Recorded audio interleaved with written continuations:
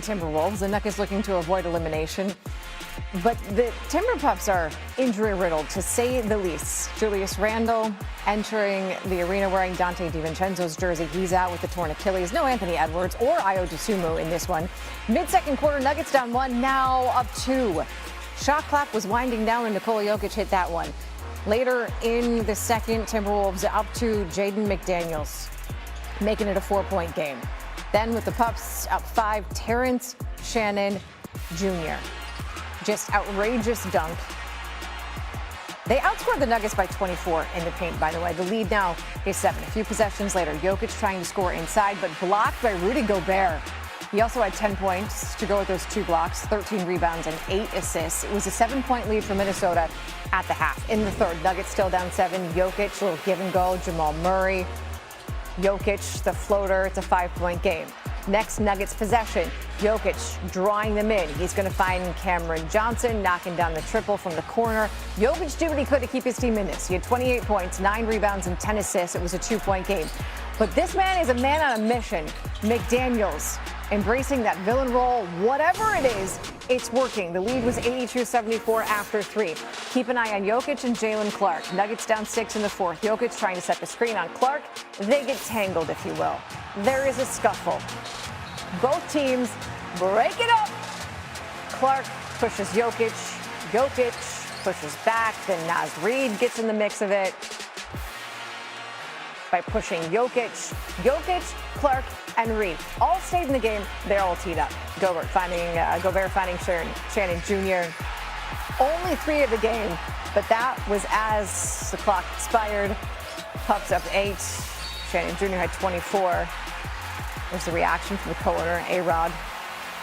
Pups up 6 after the made free throw. McDaniels, though, here's your dagger. Just over a minute to play. Career high 32 for that man, and a win for the Timberwolves, 110-98. Next up, bring on the Spurs. Denver had the chance to pick who they wanted to play coming down the stretch, and they chose us. And we used that as a motivation all the way through preparation and through the series. They chose us. They didn't have to choose us. They chose us, and our guys were up for the challenge of that. So. We believed that we were going to win. I know a lot of people didn't pick us to win or whatever it is, but, our internal belief as a team was that we had enough to win. And we took a lot of hits this series, but our mental toughness fought through all the challenges. It is remarkable, given the injuries to Sumu, Anthony Edwards, Dante DiVincenzo. They are now the first team of the Timberwolves in NBA history to win a playoff game while missing 3 or more players who average at least 10 points in that series. I needed to play better, and I must play better. Just I think I was getting in the rhythm from the third game. A little bit better in the rhythm, but I needed to play much better. First 3 games, and then just to get everybody involved, just to get the guys open, be aggressive, score. So, to give them credit, they were better this series, definitely. There will be a lot of kind of bigger picture talk in the coming days. Where do you feel like this team is, in that bigger picture, and how far away or not far away you feel like you guys are from being, a championship contender? We just lost in the first round, so I think we are far away. Do you feel like changes, or like what type of changes? That's not my decision, to be honest. Definitely, if you're in Serbia, we'll all get fired. Nicole, I can get a sense from some of your answers, but just what is your level of disappointment? I'm disappointed, yeah. I'm disappointed. You've said you want to spend the rest of your career with the Nuggets. Has anything about this season changed that outlook with your extension looming this offseason? I still want to be Nuggets forever. Jamal, does a team need like a clear-cut leader? Is that something in your mind a team needs, and did this team have one? We have leaders. Okay. I just didn't show up tonight. So that's on me. The leaders got to show up. So if you saw the game that there was no leaders, then it's on me. I think Jokic had the quote, though. If we were in Serbia, we'd all get fired. Obviously, it's a disappointing end to the season again, because since winning the title in 2023, Denver has yet to reach the conference finals, and the Wolves have ended their season in 2 of the last 3. We say hello tonight to Danny Green. Okay, look, there was a joke that was made at the pod earlier that I was going to play for Minnesota tonight, given how injured they are. No Anthony Edwards. Ayo Dosunmu is also out. How impressed are you with what they did, considering the state of that lineup? Very impressed, thoroughly impressed. This is a big win. This was huge. I don't think I've been this impressed by a win in a long time, especially with so many guys being out. You know, Dante DiVincenzo, torn Achilles, Anthony Edwards, hyperextended knee, and then Ayo Dosunmu. Those are 3 guys that you count on to score and also set your offense. But give a lot of credit to Jaden McDaniels. This guy really stepped up and shown what he could do. Naz Reid was great as well, and Terrence Shannon Jr. Like downhill, getting to the rim, showing how much of a force he is and what he did in college. He looked like he was back in college tonight. They had so many contributions from everybody tonight. Even Mike Conley, playing defense and doing things. Julius Randle. This was a collective effort, and of course Denver obviously didn't play a great game, but this is what happens when you put yourself in that situation or that position. You put yourself down 3-1, and you're susceptible to having a bad night. If you have a bad night, you better find a way to win that game, because if you lose one, you're going home, and that's what Denver's about to do right now. It doesn't feel like Denver just had a bad night. This was a bad series. They struggled. Their defense was questionable. McDaniels pointed that out very early on, but they've now been eliminated by the Timberwolves twice in the last 3 seasons. Jokic isn't getting any younger. I mean, that happens to all of us. But when you look at the window for this team, like, how much has it closed? It's closed a little bit. They still have a couple of years with this group, and it just shows you how important Aaron Gordon is to this club. They needed him dearly, and from the start, he wasn't healthy when he came back to 1 game with the calf.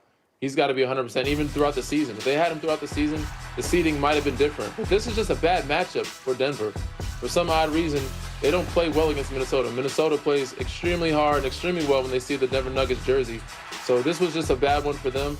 They could fix some things and maybe change some things roster-wise, but they got to change their mentality and mindset first. You can't let a group like this, these young guys come in, look you in your face and tell you how bad you are and show it to the world and, prove you wrong and send you home packing. That's just bad for business for an organization. All right, well, speaking of health, we now have some health concerns, at least for the Celtics as well. Explain that in a second. You've got the Celtics and the Sixers, Game 6. Celtics haven't eliminated the Sixers in Philadelphia since 1969. We're going to start early second quarter of this one. Celtics down 1. Jaylen Brown spent much of the early game in foul trouble. That made the Celtics up 1. Few possessions later, VJ Edgecombe blowing past Brown. Sixers up 1. Halfway through the second, the lead is now 2. Paul George, he was 5 of 9 from 3. 23 points, hitting his stride. Sixers up 5. Now, look at Tatum. Jason Tatum showing some discomfort in the left leg. Trying to loosen it up. He did stay in the game. Asterisk for now. Joel Embiid finding Tyrese Maxey. That lead for the Sixers is just growing. Maxey, 3 of 5 from 3. The Sixers had a 9-point lead at the break. Now in the third, the Sixers up 65-54. Embiid behind the back. Kelly Oubre. Nice little finish. Who needs an appendix? I imagine that's what Embiid said. Probably not, but maybe. Philly up 13. Brown on the attack. Denied at the rim. George behind the back, gets it to Edgecombe. Edgecombe punches that in. The Sixers full control, 15 points. Celtics call a timeout. And then you see Tatum heading to the locker room. It's the left calf. Sixers now up 80-61 in the third. Maxey, he had 30 points. Philly up 19. The Celtics did not score in the final 4 minutes of the third quarter. And this is a team, by the way, is Philly, that has lost twice in this series by more than 30 points. Tatum, returning to the bench, did not play at all in the fourth. Philly in full control. Embiid, 19 points, 10 rebounds, 8 assists. Edgecombe getting in on it again, knocking down the 3. Sixers running away with it, 106-93 to force a Game 7, which is Saturday in Boston. I mean, I've been playing these guys for so long. I'm tired of losing to them. So we have a chance to accomplish, something special. I mean, they're a great team, and you look at everything they have. That's a super team. So we just got to go in there with the mindset we've had for the last, 2 games, last 2 wins, and one play at a time, tough environment, but we've been there. We won 2 games over there, so just keep doing what we've been doing, and we're going to be fine. We just got to be better. All things considered, we're in a great spot. Going home for a Game 7, expecting a great atmosphere, expecting a great fight from our group.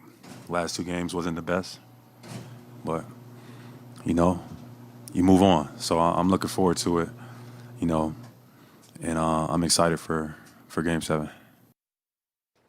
Okay, Danny, the Sixers, they were once down 3-1 in this series. How have they essentially flipped the script in the last 2 games? I mean, today they played a great offensive floor game. Got to give a lot of credit to Joel Embiid, who didn't score a bunch, but he assisted, and he made the right plays in the double teams. Playoff George, playoff PG showed up today, made some shots. And Tyrese Maxey did what he did best. He gets to that rim, puts pressure on the defense. VJ just come knock down shots. But defensively, give him a lot of credit. They took away the 3-ball from Boston. They live and die by it. They made it contested for them. They didn't give up easy ones. They couldn't get in rhythm, Jason Tatum or Jaylen Brown. And they just was erratic on the offensive end of the floor. That's because of the pressure that Paul George, Kelly Oubre, VJ Edgecombe and company have put on them. So Boston shot 29% from 3. You know what happens when they shoot poorly from the perimeter? They usually end up losing. Philly made shots, Boston didn't, but you got to give credit to Philly because not only did they play defense, they